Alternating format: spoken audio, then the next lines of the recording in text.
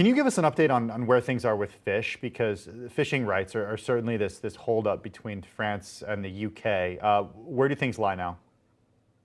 Latest is that the UK side made quite a significant concession to the EU and said they'd be willing to accept the EU only reducing their catch in British orders by 30%. Now, previously, the UK stance was they wanted to take much more of that away from the EU, but clearly they've made that concession. But today, the EU response has been to reject that concession and say, no, that's not enough. So clearly, the EU is playing exceptionally hardball on this issue. And I think they've seen that the UK has been willing to give an inch, and they think they might even give a mile if they just stick it out. So still haven't got an agreement on fish, but I think we are edging closer and closer to a compromise. Joe, you're joining us from Kent in the UK. I'm just curious how you're thinking your life might change come the new year because of Brexit, if at all.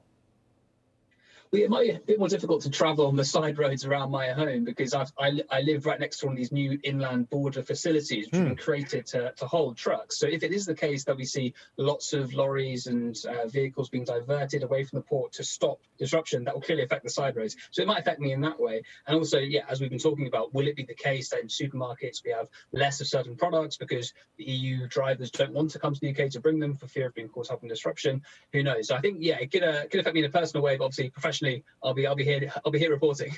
Yeah, and it certainly has been keeping you busy. I just want to end asking about vaccines here and to what extent the delays at the border are affecting vaccine shipments. The UK government has been saying that they are bringing in vaccines in any way they can. So we have air cargo coming in. We have obviously them being brought over by road transports. There has been some reports of distribution of the vaccine in Kent being affected by all these traffic problems. But by and large, it hasn't been a problem yet. But clearly, that is a worry that the government has. And that's why they want to resolve the situation with France as quickly as possible. And clearly, the rollout of this vaccine is absolutely critical to the UK's response to the virus. We have this mutant strain, and it's only when we reach high levels of vaccination that life can get anywhere closer to normality. So clearly, yeah, it's a massive priority. Yeah, Joe Mays on the ground in UK, in Kent in the UK. Thanks, Joe, for your time, for joining us on Quick Take this morning.